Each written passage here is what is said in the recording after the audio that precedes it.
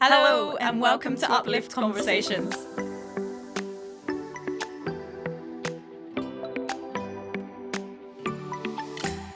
Hello and welcome to Uplift Conversations. This is the first official episode of Uplift Conversations, and you are joined by myself, Jazz, and I'm Zaira. Hello. Hey. Uplift Conversations is a kind of revamped 2.0 version of the Uplift podcast, which maybe if you know me and you know Uplift, then you would have already listened to. It was actually, funny story, another name way back. Used to be called the Making It Fit podcast, which was basically just myself, where I spoke about some health, fitness, wellness topics.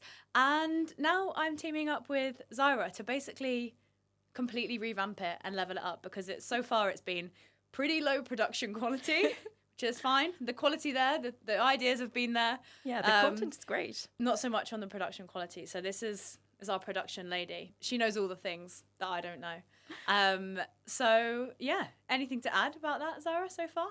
Yeah, so just a little introduction. I'm Zaira. I am a runner. I'm very passionate about running, but this is new to me. I used to say this is new to me. I've been running for like 10 years, but she's not new. She's lying. But it still feels new. It's a newfound passion for the last few years. And I work in production, I work in film. So this being a part of it was just combining both of my passions, filmmaking and running and staying fit, which is actually the most like newfound passion is actually going to the gym, believe it or not. Hey. I do that now because of Jess. Yay! And she's a gym girl now. She even said to me when we were getting out of the car coming here, she was like, oh my God, my legs. And I was like, yeah, girl, get it. Confirmed, gym girl. Confirmed. So today for our first topic, we thought that because 2025 is approaching, the new year is approaching, and obviously with that comes everyone's, oh my God, I need to set a New Year's resolution, and what are my goals for the year? And I guess we just wanted to have, a bit more of an in-depth discussion about goals, and not just about our goals, but we will kind of talk about that, but also, why set them, and how to kind of not get too bogged down and when we don't achieve them, and what sort of goals are best to set and which ones, to not set, so that we actually, feel empowered by them and we don't just feel like we're kind of writing a list of ideals that we're never actually going to kind of, strive towards, but never actually be able to get there. And adding unnecessary pressure, right? Like, we don't want our goals to become this thing that drags you down. Yeah. They should be the reason why we challenge ourselves and to lift us up, really. Like, unintentional. That was good. I like that. But our goal should be something that would bring us up as we go, and not something that we feel like, oh my God, now I have to do that. Definitely. And I think actually for a lot of people, like especially, maybe older family members as well, people can get so put off by setting goals and so discouraged by it, because I think for a lot of people, especially less so goals and more that phrase of New Year's resolutions, which is, it feels like a bit of an older term, doesn't it? I don't feel like people use New Year's resolutions as much anymore, because I think it's something that, I don't know, at least in my experience, that, people used to do, and then you kind of, there are always things that are a little bit far-fetched perhaps, and you can only actually keep them up for January, and it seems that people are more into just kind of setting your regular, quarterly, yearly goals now. But, in my experience, that sort of habit or process of actually setting a goal, I think is really off-putting for a lot of people, because it's just associated with, I'm going to set this thing, I'm not going to be able to achieve it, or I'm not going to get as far as I wanted to, or, I'm going to just feel crap for, not sticking to it. So I'd rather not do one. Basically, I'd rather not set anything. And I think it doesn't need to be like that, And I think that's why, like, building habits became such a stronger idea to follow, other than just resolutions or what now we separate as outcome goals versus your process goals. So we're going to explain a little bit more what we mean by that. Definitely. But I think habits and process goals are really the way forward for us to feel like we are progressing and setting ourselves for success. Definitely. No, I completely agree. And I think, it is nice to have those outcome goals that are there in the future. But we also kind of need some other like systems in place, and we need also just like a really healthy mindset in place to make sure that we aren't just being made to feel like crap by having all of these distant things that we would like to achieve. It's like, I find it really easy to think about this in terms of money, because, you know, people always have these finance goals or these, you know, income aspirations, and it's always going to be higher than what you earn, right? Or, you know, the savings that you have, it's always going to be like over here, right? And you're always going to be here, like no matter how much you earn or no matter how much you've saved, that you're never at, you know, what you, no one, I mean, great if you do. I'm never like, wow, I've got enough to pay for everything that I want right now, you know? And so it's kind of like, okay, cool. How can we have that there? But how can we also have stuff that, you know, keeps us ticking over and making progress? But then how can we also have everything healthy and like in check up here, that we don't just feel like we're not succeeding or we're kind of, you know, underachieving. So we've got a lot to say. I was thinking, like, hearing you mention the stepping stones and all the jazz, that my experience with going to the gym feels like that, because I always thought Really? I always thought that, you know, I had to go and achieve X, and obviously I would go in and I couldn't even lift the plates to put on a bar, you know. Not anymore. Not anymore. Not anymore. But, you know, that felt so daunting, and because I didn't know what were the steps that I had to follow, you know, in order to achieve it. So when you talk about the pull-ups, right, and everything that you have to do before you get to be able to do one, am I saying the right terminology? Yeah. Or like pull up, you know, and chin above the bar and all that jazz.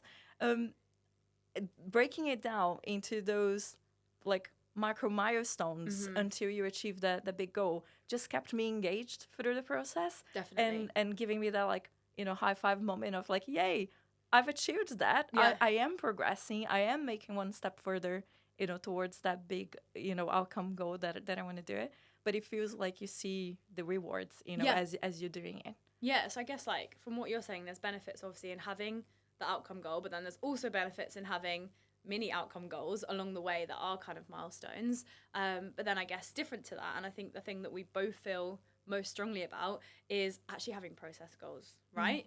What are they? Well, I think for me, I can't dissociate process goals and habits that much. So for me, it was like committing at the start of the year, or the start of the year last year.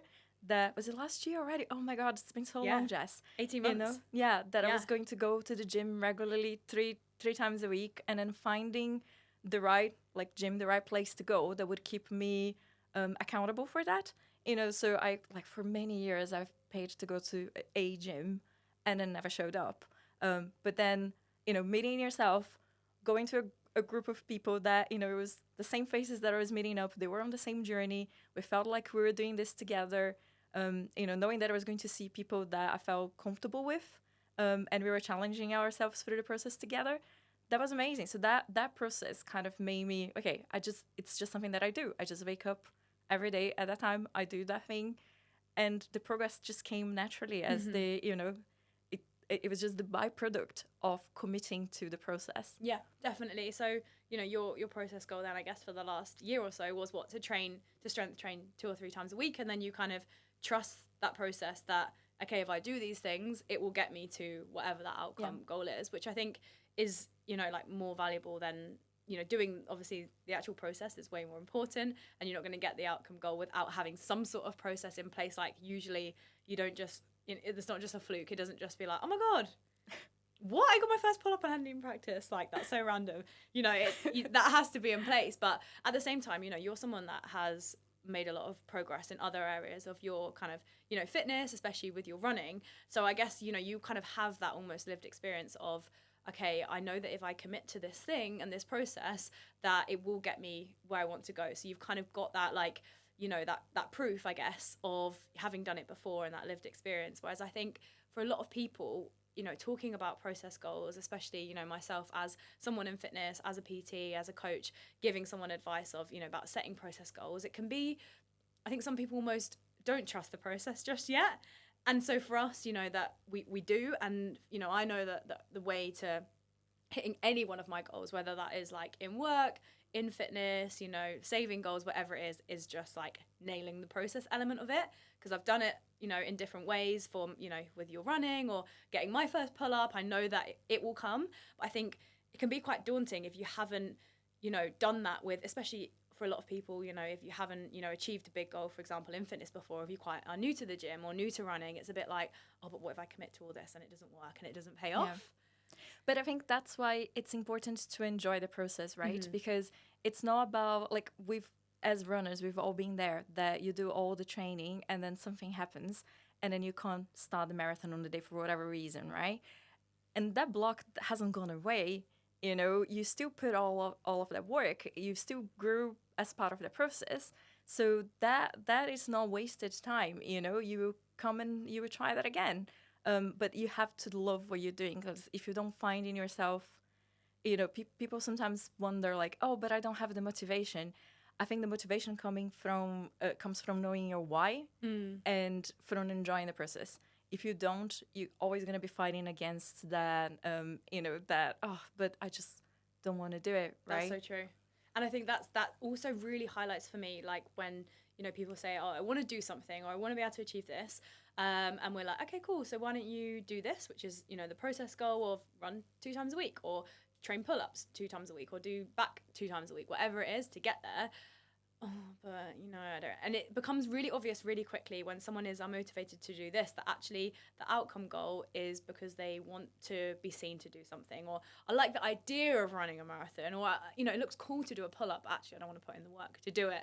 And I think that's really important what you just said about your why, because if you're setting goals that actually you don't have much kind of you're not intrinsically aligned with, you're probably not going to put in the work to get to the outcome, right? I remember I was already technically a runner, although I probably didn't call myself a runner at that point. But I remember reading Atomic Habits, which is like a classic these days. A Bible. Yeah, right, by James Clear.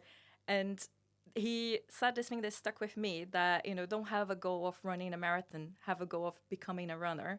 And then all the choices through your day that you have to make, think like, what would a runner do? I love that. And it's like, I love that. It's such a big difference, right? Like, yes, you can still go out, socialize, and do whatever you want to do, but like, would a runner stay for, the 4th drink that night? Maybe not. Maybe I can spare that one and then, go back home at 11 to get a good night's sleep. So it's not about like just limiting yourself and then not, and like giving up everything that you enjoy, but it's just like little bits of nuggets of wisdom, there that you can implement on your day-to-day for everything that you do, and that compound, the compound effect of just doing the 1% better every day, or that 1% improvement in each area, will all add up at the end, and then you achieve that goal. Yeah, that was actually, I think that stat was directly in Atomic Habits, wasn't it? It's 1% every day to get 37 times better by the year. I think that was it. I come to the maths. Yeah, I remember it. I didn't do the maths. But I think that's so important about what you just said in terms of thinking about what sort of person you are, becoming, instead of I want to run a marathon, I want to be a runner. And then actually that's less about the outcome and much more about identity and values, and actually what are my values, and is what I'm doing aligned with my values. And then, your process, your actions are just a kind of expression of your values, right? But the identity thing is so important. I think that's really, really powerful. I often use that, especially if I am maybe being a little bit lazy and I'm like, oh, I don't want to train today, it's dark or it's cold outside or whatever. And this is, from reading this book or many other books about habits and self-growth and personal development and blah, blah, blah, all that other slightly cringy stuff that a lot of people would think is, I have this voice in my head then that will be like, oh, but are you the sort of person that skips just because it's raining outside? And it's like some little person I've grown in here that now like always talks to me, sometimes for the better, sometimes for the worse. And I ask myself that, and I think, no, actually, I'm not. I'm someone that just will get it done because I said I got it done. Or, if I'm going to cancel something, it's like, oh, but are you the type of person that cancels? Or are you the type of person that shows up because you said you would? And, that goes for all areas of your life, for your fitness, for, okay, but you said you were going to commit to 2 runs a week, so why aren't you doing it? And you can kind of have that conversation with yourself. And then I think it allows you and encourages you to be really brutally honest with, like, are you actually willing to do this thing that you keep saying you're going to do? Do you have, Jazz, any tips on, other than the things that we already discussed about knowing your right, but like, how did you, on the journey to get to that point, to that voice now that talks to you and then you listen to it, do you have any tips on potential hacks or things that you can do to, get you out of the door? In terms of kind of keeping up like a routine with Yeah, and you know, for example, one thing that I do if I know that I have an early session, you know, be running or the gym, I have to leave all my kit the night before ready there, so I don't have an excuse and just roll out of bed and get, you know, dressed and go. Yeah. But do you have any other tips? Yeah, I would say one another really powerful thing for me that actually I've kind of just remembered, I don't feel like I've used it in a while, is just simple question that you ask yourself of what if I do and what if I don't? And often, you know, the answer becomes pretty clear when you're like, oh, I'm not sure if I should train today, or I guess I am a bit tired. And you can kind of, you know, you can sense yourself like making excuses for yourself, right? When you're like, I guess I am a bit sore actually. No, but I shouldn't, you know, shouldn't overtrain. But then, wait, how many times have I trained this week? Oh, and then you're trying to talk yourself in and out of it. So you think, okay, what if I do? Actually, I'll probably feel a bit better for it. I'll probably feel a bit relieved. I'll then be tired when I get home. I'll have my dinner and I'll go to sleep. Great. Right. And then you've got what if I don't, which for me is often a case of, well, if I don't, I'm just going to be annoyed at myself all evening and I'm going to be in a bad mood. And, you know, sometimes you might ask yourself that question, and what if I don't might be, oh, actually, I can get an extra hour's sleep. I'm going to feel much better. I'm going to be able to, you know, attack my day of work with much more, intention, and I'm going to show up better, whatever. So I think that's a useful one. And mine's always, I guess those tips for me are always a lot to do with asking yourself questions. Yeah. So yeah, what if I do, what if I don't? And, you know, what are you happy to? That was something I heard the other day. I can't remember what it was. It was something along the lines of basically do what you want, but be prepared to deal with the outcome. And I was like, whoa. I listened to it in a podcast and I was like, that's so simple, but it really hit home because I was like, wow, like you really can do anything you want, but you have to be prepared to deal with the outcome. So, you know, yeah, sure, you can go out and drink all night and like spend £300 on espresso martinis, but you got to be prepared to deal with the outcome of in the morning checking your bank account and also your hangover, and then you missing your session the next day and then having an argument with your partner because you're miserable and hungover.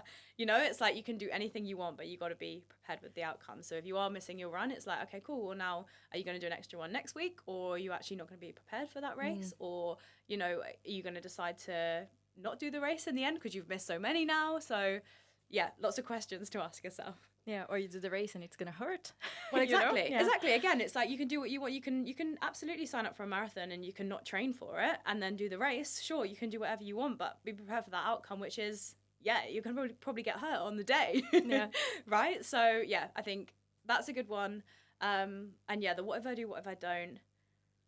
I do though. Like, I'm really good at like negotiating with myself, like and finding all the arguments that say otherwise, right? So I'm like, I can talk myself into doing something or talk myself out of doing something with the same degree. Oh yeah. Of, you know, or the arguments that tell me one thing also tell me the other thing. Both are strong as each other. That's why, like, when I like one of the types of therapy that I did before, kind of taught me a little bit of this, like, different hacks when I, you know, went for an irrational place. I'm telling myself, no, of course staying in bed for another hour would be the thing that you need today, when I know very well that I've already slept for 8 hours and, you know, I don't need that extra hour. I find that one thing that helps is say that, you know, okay, let me just put my gym clothes. It doesn't matter. I don't need to go out just yet, but just in case, let me just wear this instead of something else. Or, okay, so next thing, let me just have the breakfast that I would have if I was going to run. I'm not saying that I'm going to go for a run, but let me just have that option.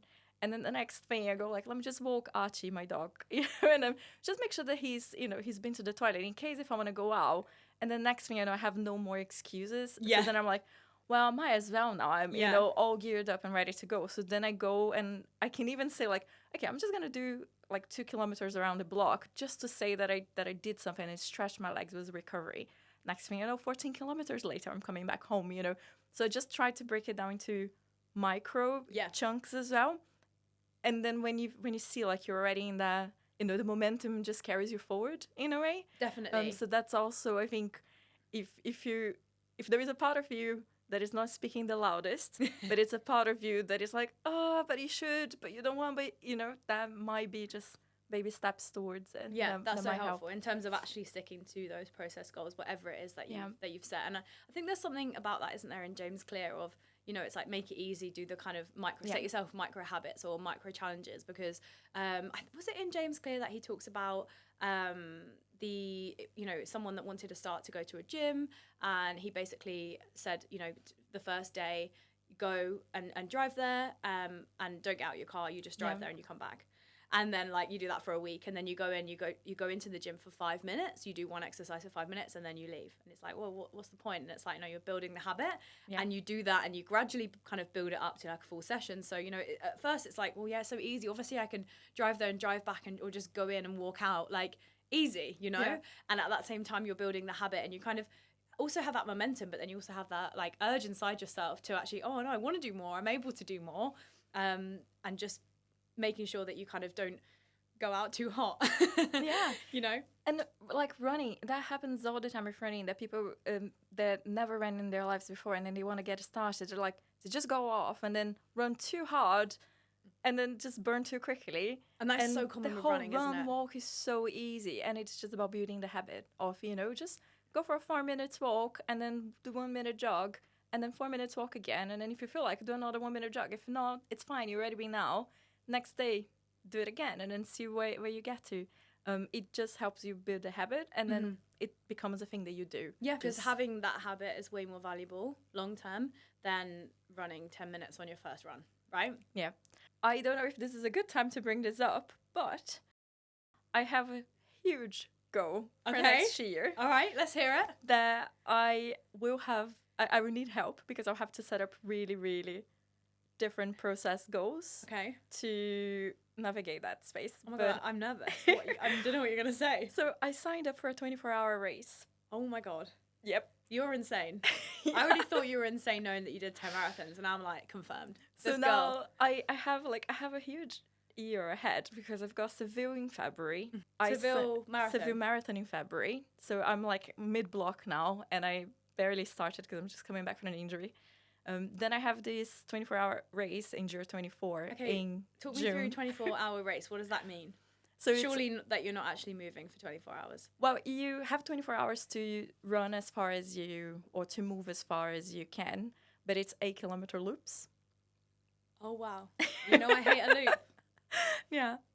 And I think it starts at midday and ends at midday. So you run through the night, and you have a tent at the base, so you can kind of, I'm saying this like I haven't done it before, right? So I'm guessing from the videos that I watched online that that's what happens. Where is it? In Reading. Okay. Yeah. So I guess if you need to once you're running for 24 hours, you might as well run home after that, hey? Sure, of course. But yeah, so I've got some friends doing it as a relay, but I signed up for the solo one for whatever reason as well. Yeah, what is your thinking behind that one? I don't know. I wasn't thinking. Actually, I was thinking that my friends who are doing the relay, I would get to run with them at some point. But if I was just another leg of the relay, I would end up doing less than a marathon, and it wouldn't be so much of a challenge. Yeah. All right. So that was my thinking. And yeah, so I will have to figure out how do I stay awake, because I like my sleep. Yeah. I'm not sure if this is one you can, like, 2 days per week process goal, pull an all-nighter, and then and it's be ready. And it's trail, right? So I'm not the most comfortable on trail. So I will hope to make the most of the cross-country season still, to kind of get used to running on trail.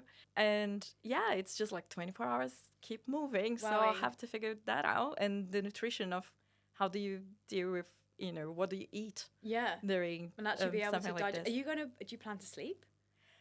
I don't know. I haven't got that far. I guess like some power naps maybe?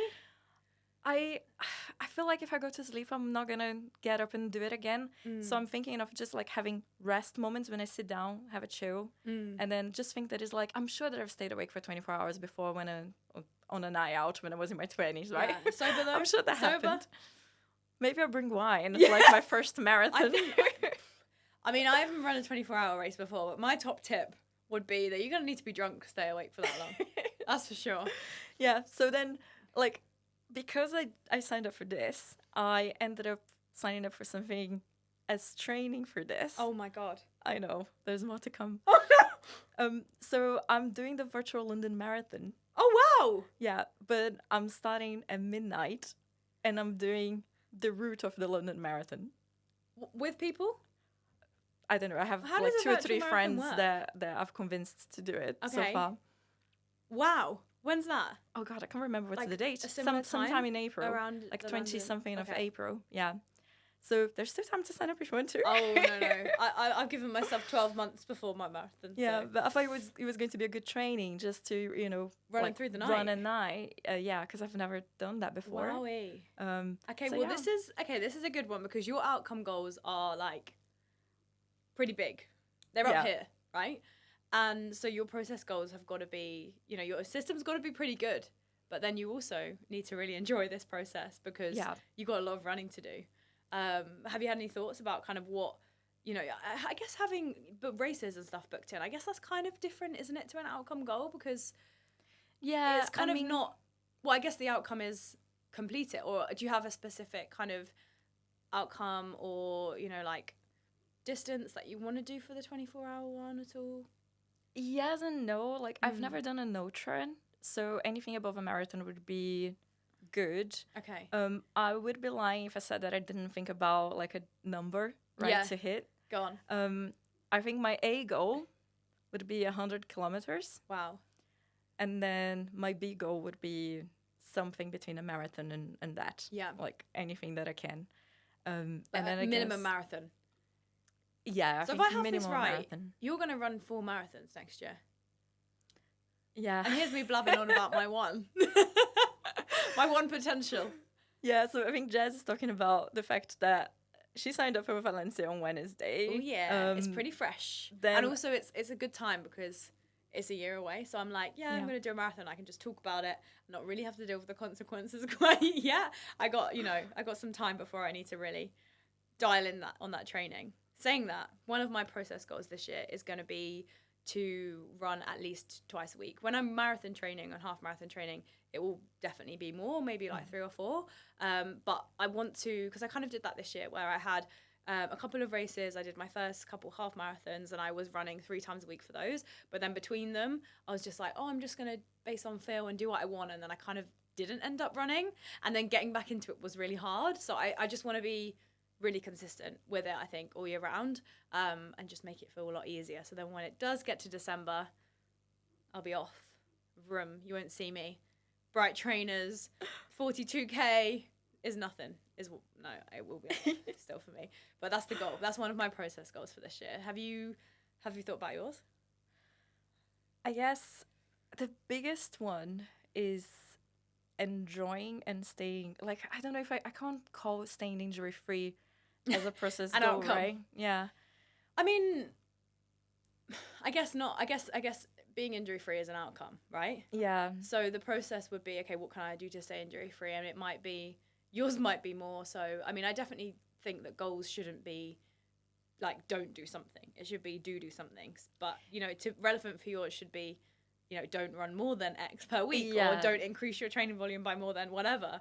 So it could be like, only do runs on my training program or, do your strength training twice a week or make sure you eat enough or do make sure that you eat however many calories per day minimum. So you're not, like burning the candle at both ends sort of thing. Yeah, I think like I run because I love to run, right? Like that's what keeps me sane and grounded. So I don't want any of these to like make me hate running and like be just like, oh, I can't believe it, I have to do that, So I have these things on the calendar because they get me out of the door. Like having something like keeps me motivated. But I think I guess after the London Marathon earlier this year, I think that was my best marathon tactically. Like the way that my splits were even until I hit the minimal at the end, and it was all realistic, and then my training was realistic with what I could achieve. So I wasn't aiming too high. I was just aiming to, it was a stepping stone to getting back to the 2019 fitness, which was, before COVID was my peak fitness, and then COVID happened and then everything went downhill.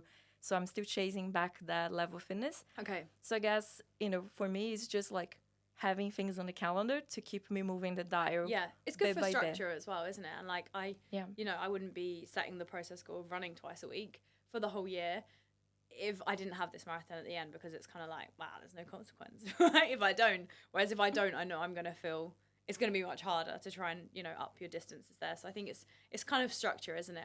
Of Yeah, it's that, it's like those little things to keep you, like, what if you do, what if you don't do, Exactly. if I don't do Exactly. it, that's gonna hurt, so I might as well, Yeah. because I really want to do that, and I know that this is part of that process. I think my why, it's another thing that motivates me, right? Because the London Marathon one, I'm doing and fundraising again for Refuge, which is a charity that I really like. It speaks really close to my heart, so I really want to do that for them. So that also, will be something to remember when I'm running late at night and being like, oh, wait, how did I sign up for this? Yeah. But I know And then why. you can say, am I the sort of person Yeah. that would give up halfway through a run? No. Absolutely not. Just Yeah. want to go back to bed, but Yeah. no. And we were talking about, obviously we mentioned process goals and you have outcome goals. And I think it's pretty clear that we are people that very much believe in having process goals to then maybe get towards an outcome goal. But you also mentioned about commitment, and you mentioned that word commitment a few times, of committing to something. There's kind of, I guess, like school of thought that having commitments is different to having goals. And commitments are, and I really like this idea, and I read something about it earlier, and it said about, goals.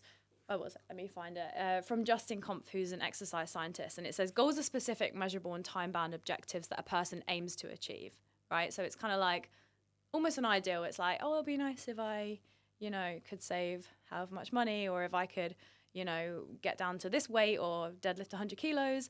They kind of provide some direction and purpose for your actions and decisions. But on the other hand, commitments refer to your attachment or determination to a goal. So you can think of, I guess goals are like a kind of precondition to having a commitment, but a commitment is very much something that you decide you have to do. And I think I really like that idea of, like I said, so many people are very loose with their goals, and maybe the why isn't very deep, and it's kind of, all these New Year's resolutions and everything like that then people don't stick to. Whereas I think for us, actually, our process goals are more commitments. Yeah. And it's not really a goal. It's like, no, I will run twice a week. I've told myself I'm doing it now. And I think for a lot of people that maybe are struggling with, oh, how do I even start with, I want to get fitter, I want to get healthier, I want to, achieve all these things. Like how do I start in kind of, getting my head wrapped around this? It's like the commitments, I think, are a great place to start. And commitments aren't meant to be big at all. It kind of comes back to what we were talking about from Atomic Habits. That could be the sequel. Yeah, I like that, actually. Atomic Habits. All right. Atomic habits of having kind of micro goals, So a commitment shouldn't be, a commitment, it couldn't be running a marathon. A commitment would have to be, I'm going to run, at least 1 kilometer twice a week. It needs to be like absolute bare minimum, because it has to be something you absolutely have to do. And if one day my legs are sore, I can do a 1 kilometer run. I might not follow my training plan, or, if I was thinking about this when I was reading it, of one of mine completely not related to fitness is I really want to just kind of improve my whole like bedtime routine and sleep and everything as a consequence. And I think reading really helps me do that. But I often will watch TV and then it's late and then I'm like, now I need to go straight to sleep, and I don't read and I don't wind down as early as I would have liked. So, one of mine kind of going into the new year is going to be to read 10 pages a day. And it was in here in this article that said, it needs to be like, if you do 30 pages, you're not going to do it, because 30 pages is going to take you, maybe half an hour. So it needs to be like, I can just quickly squeeze that in. It needs to be bare minimum. Obviously you can do more, but it needs to be like an easy tick. It's something you have to do. But also we need to be kind to ourselves, because I think it was something that James Clear also mentioned, that we're really I know, right, promoting that. Yeah, we like James Clear, it seems. But I think because that book really has so many parts of it that are so relevant and they stick, right? Like he wrote it in a way that the message sticks. But it's like, don't be too hard on yourself if you've missed a run, or if you missed, like reading for one night because you weren't feeling that well, you had a cold or whatever it was, right? Just don't miss it 2 nights in a row. Don't fail twice. Yeah, don't fail twice, right? Yeah. Like don't, because you're actually working towards against the habit, right? Like it's a new habit of not doing it. Of not doing it. Exactly. Yeah. No, I love that. So it's important to give yourself grace to have a day that things were a bit off, but don't beat yourself up if that happens, because we're humans after all, right? Yeah, definitely. Like I find that quite common with my training plan sessions, because when I like, if I'm not feeling that great and if I don't think I can hit my splits, I'm like, oh, what's the point in doing it? But then I go and I'm like, you know what? It doesn't matter. Let's just go for a run. It doesn't need to be necessarily that session when I'm not feeling. Let's just go for a run. And then I go in and I try the first split and I'm like, that wasn't too far off. Let me try again. Oh, okay, actually that worked. Maybe I just need, 10 seconds more recovery. And then when I see I'm doing it, and then at the end I'm so proud that I just got out and did it, even though it wasn't perfect, but I did it. Because I think if we always wait for when we feel like it, like that time will never come, right? It's rarely when we are, the sun needs to be shining, the birds singing, everything needs to align for you to wake up and be like, yay, that's a great day for a run. Yeah. Or that's a great day to, lift 100 kilos. Yeah, and it becomes everything. based on emotions, right? Pretty much. Yeah. Like, okay, I feel good today. Cool, I'm going to do it. Like, how often do you feel 100%? Like, it's very rare, isn't it, that we're like you say, waking up and you hear the birds tweeting and the sun shining and you're like, yes, it's a great day for a run. I was listening to Philly Bowden yesterday. She's a marathon runner. She's incredible, fast runner and great human. Her channel is really cool. But she was saying that us women, a quarter of our lives, because of our menstrual cycle as well, we're going to be in a low mood. And we can't fight that. It's a quarter of our lives. You're not going to get much so done. It's like, when we are in our, I think, luteal phase and the likelihood of us not feeling like it is high. So you can still be, a pro athlete, or you can still just be a regular person that goes out and shows up, even if you don't feel like it, because you have to find in yourself those other, things that drive you. That Definitely. It's not just feeling. Yeah, and also like coming back to what you said about the habits and actually just having the systems in place, because if you rely on emotion and feeling, you're not gonna, it's gonna be half the time, maybe max, that you feel up to doing something. Whereas if you kind of rely on the system, you rely on the process, or even better, you make a commitment of, I've decided I have to do this thing, then you're way more likely to kind of have success, I guess. And something I've always really struggled with in terms of setting goals and kind of coming back to that mindset is, like you said, if you go out on that run and you're like, oh, what's the point? My pace isn't even, on point. What's the point in doing it? Is kind of getting your head around that of, I'm not ideally where I would want to be. I'm here, but how am I not going to kind of, compare myself against that? And there's this book that I read this year called The Gap and the Gain. Have you heard of it? No, I haven't. Okay, so it's like, I recommend it to literally everyone at the moment. It is so good. I've also read all their other books at the moment. Oh, I'm reading them. But it's by Dan Sullivan and Dr. Benjamin Hardy, and it's called The Gap and the Gain. And it's now a concept that I honestly live by, and it's so relevant to goals. But basically you have a kind of spectrum, right? So you have your start point, wherever you were. You have like right now, and then you have the ideal. So this might be like your outcome goal. This is the ideal, where you are right now and where you came from, the start. So most people live in the gap, right? Which is they measure themselves from where they are now and from the distance from where they want to be in ideal. So there's a gap, right, between where they are now and where they want to be. And for most of us, like, there is always going to be a gap because we're always going to have a goal. Yeah. And especially this kind of book was written for more the kind of higher achievers, people that are kind of serial goal setters like ourselves, that actually can often feel quite unhappy and kind of inadequate by all these goals you set yourself, because you're never going to be 100%, oh, tick, tick, tick, I've done all the things I ever want to do. There's always something else, right? So the gap is between where you are now, what you've achieved so far, and where you ideally want to be. And if we live in the gap, we are going to be just pretty put down by it all. We're not going to be feeling great. Our self-esteem is pretty low. Yeah. We're going to feel quite inadequate, and you feel like a failure. You feel frustrated because you're always just like, oh, I'm not quite where I want to be. And there is an alternative, which a lot of us don't consider, which is living in the gain. So it's always, instead of looking forward, which we rarely get told to not look forward and not look back, but in this context it's relevant, of actually looking back and measuring where you've come from and what you've achieved so far. So that's the gain. And the whole concept of this book, really, I mean, I've just described it to you there, but it's still definitely worth the read, is to live in the gain. So instead of, you going out and thinking, oh my God, my pace is not on at all, that's kind of some gap thinking there of being like, well, this is where I want to be and I'm not there yet. You could actually think, but God, if I'd have done this a year ago, this would have been really fast for me. And so it's always kind of looking back, and it does really take like some serious rewiring in your brain to be able to do that, because most of us, and I think it talks about percentages and whatever, but most of us spend a lot of time in the gap. In our lives, in every single context. So I think that's definitely some really useful advice kind of paired with goals, because like I said, so many people get put off just by, oh, I'm going to set this and I'm not going to do it and I'm going to feel like crap. But it's like, okay, cool. But if you set that goal and you actually get there from here, but if you didn't set it, you would still be there. So you've still got this nice bit of gain to kind of celebrate, right?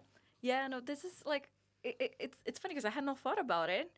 And it's such a great thing, you know, because when I look back, like, I used to absolutely hate running. I wouldn't run for the bus, right? And when I see everything that running brought into my life, you know, and how far I came and the person that I became because of it, like, all of that should be fuel to push me forward, you know. But I never look at that in that way. I never look back. Because now you're thinking, well, I need to do this 24-hour race. Whereas, like, 5 years ago, Zara would have been like, are you mad? Like, are you drunk? That sounds awful, you know? So it's even just being in that position to consider that is, like, insane, right? Yeah, it's like when I look at the person who I was in 2016, when I signed up for my first 10K, being like, this is the furthest I will ever run in my entire life.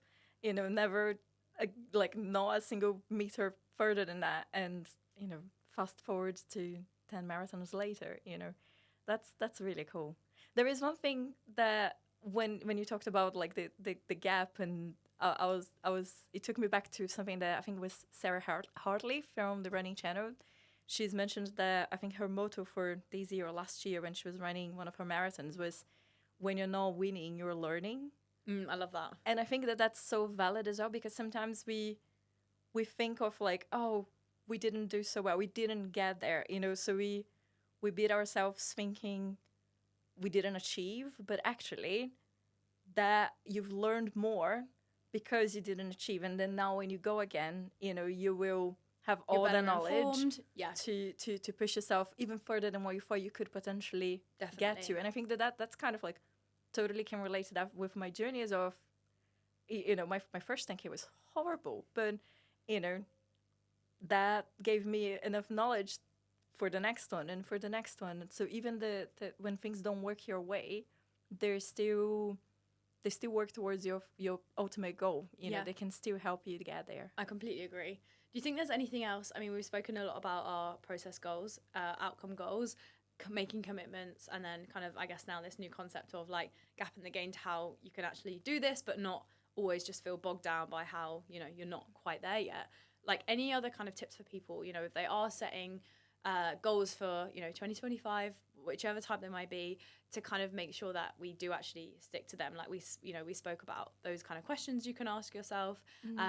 Anything that you think really helps you be consistent and actually stick to your commitments. I think we've covered most of it, but I think if there is one more thing to add would be talk about it. Because I find when I tell people that I'm doing something, I do that thing. Yeah. But this is also like the kind of typical joke of, you know, it used to be like, how do you know someone's vegan? They'll tell you. It's like, how do you know someone's running a marathon? They'll tell you. They will tell you. But yeah, no, I do think that it's important because it's also voicing something out loud wires your brain away that you're like, oh yeah, I am doing that.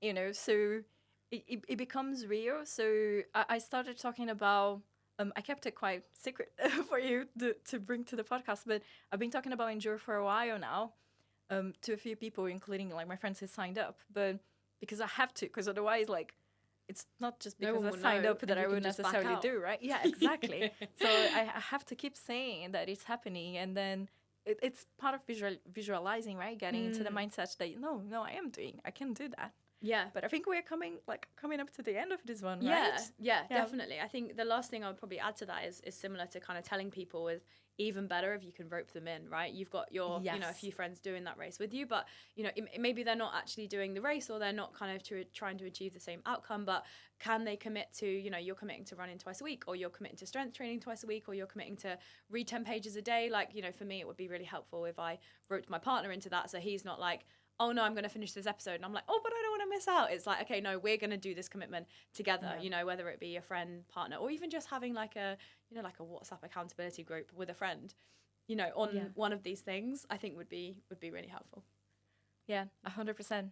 And I think it would be nice to ask people to comment below on what are your goals for 2025, right? Because I'm Definitely. sure you have some that we haven't discussed, like, new goals. So Yeah. share with us. We would love to Yeah, know. where ours has been quite running heavy. But that's Running fine. heavy, That's yeah. fine. But yeah, pop a comment, any outcome goals, any process goals, or even better, if you are that far along the process, maybe you've got commitments already and you're already getting stuck in and starting them. I mean, it's, yeah, better late than never, right? Get started with them.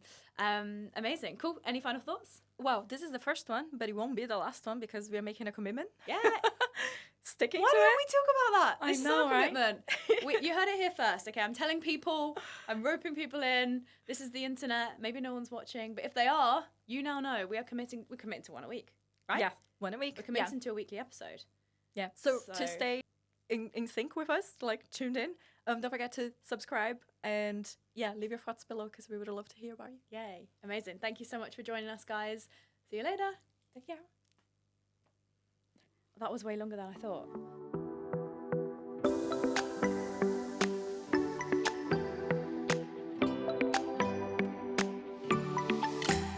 Thank you so much for joining us today. If you enjoy our conversations and you like to hear us chat on about all sorts of health, fitness, wellness topics, then please do subscribe to our channel, Uplift Conversations, and then you will be the first to know when we drop a new episode.